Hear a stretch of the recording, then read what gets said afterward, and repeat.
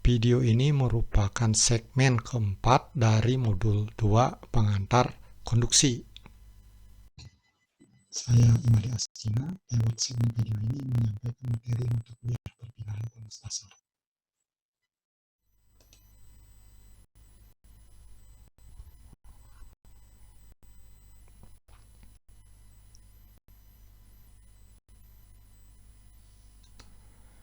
Nah, pada segmen video ini kita lanjut untuk pembahasan tentang konduktasi termal fluida.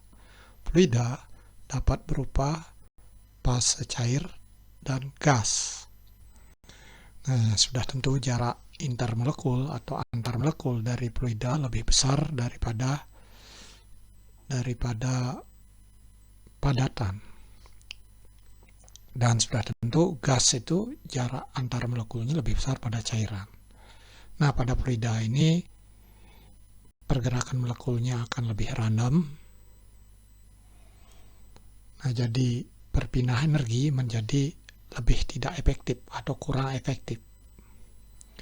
Nah, sudah tentu ini akan silahkan Anda perhatikan konsekuensi kurva pada yang nilai konduktasi termal menjadi lebih ditunjukkan di rendah. layar. Nah, ini kurva untuk berapa fluida, ada yang berfasa cair pada temperatur kamar, ada yang berfasa gas. Nah, di sini sumu horizontal adalah temperatur dan sumu vertikal adalah konduktasi termal. Nah, ini Anda lihat, ini udara.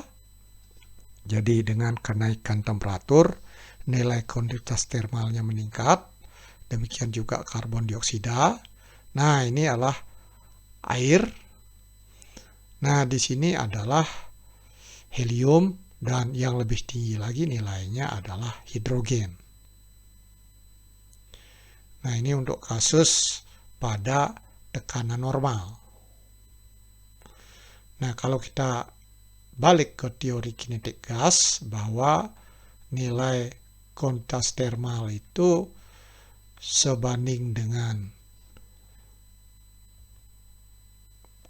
kecepatan rata-rata molekul dan juga jarak rata-rata yang dapat ditempuh sebelum bertumpukan. Masa jenisnya sudah tentu, dan juga kapasitas panas pada volume konstan, CV. Nah, berikut ini silahkan Anda perhatikan gambar konduktasi termal untuk beberapa jenis fluida. Nah, pada prinsipnya mekanisme fisik dalam pengontrolan konduktasi termal fluida cair belum sepenuhnya dipahami. Nah, jadi ini masih risetnya terus berkembang. Nah, kalau kita perhatikan di gambar ini bahwa nilai konduktasi termal itu ada yang naik dengan kenaikan temperatur, ada juga turun dengan kenaikan temperatur. Bahkan ada juga naik dan turun seperti yang ditunjukkan oleh air. Nah, memang ada kecenderungan nilai konduktasi termal itu menurun seiring dengan bertambahnya massa molekul. Bagaimana konduktasi termal isolasi? Nah, untuk bahan-bahan isolasi ada penyebaran benda padat ke seluruh isi udara dalam material tersebut. Nah, ini isolasi jenis fiber, serbuk, dan serpihan. Berikutnya isolasi selular. Nah, ini tipe yang berbusa.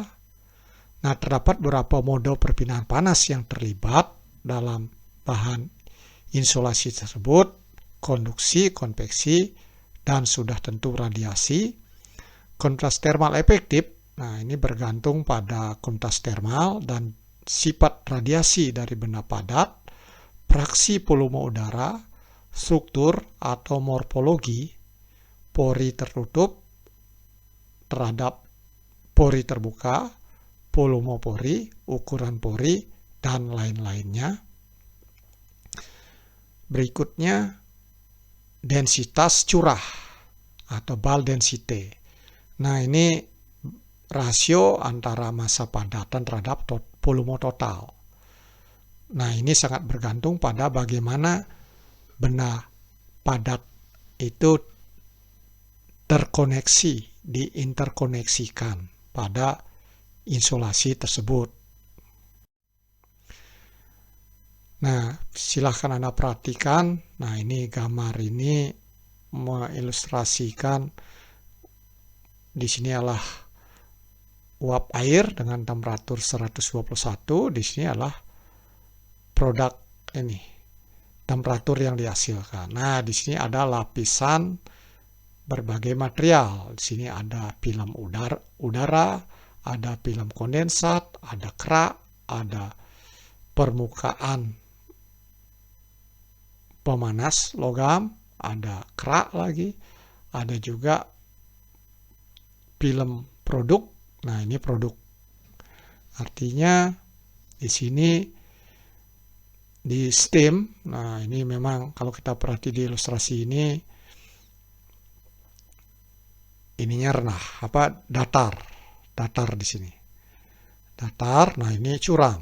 Jadi gradien temperaturnya besar di sini. Curam. Nah, ini landai lagi. Ini landai. Nah, ini lebih landai. Skill. Nah, ini produk. Nah, ini produk. Nah, kita bisa hubungkan dengan persamaan konduksi. Nah, artinya ketika untuk aliran panas yang sama dari kiri ke kanan, semakin besar beda temperatur, artinya hambatan termalnya semakin besar. Nah, hambatan termal semakin besar, itu berarti nilai konduktivitas termal dari material tersebut sangat kecil. Nah, ini jadinya air film ini nilai konduktivitas termalnya sangat kecil. Semakin landai nilai konduktivitas termalnya artinya lebih besar. Nah, ini kondensasi misalkan, lapisnya lebih besar. Terus kerak. Nah, ini kerak ini K-nya lebih kecil pada lapisan film kondensat. Ini permukaan ini logam. Nah, ini nilai K-nya lebih besar lagi karena lebih landai. Ini kerak, nah lebih curam dikit, produk film. Nah, ini tergantung pada materialnya. Jadi dari profil temperatur ini kita bisa memprediksi atau membandingkan nilai konduktivitas termal antara material tersebut. Nah, sudah tentu dengan teknik pengukuran temperatur juga kita bisa kembangkan metode untuk mengukur nilai konduktivitas termal untuk suatu material. Terima kasih. Sampai berjumpa pada segmen-segmen video kami yang lain.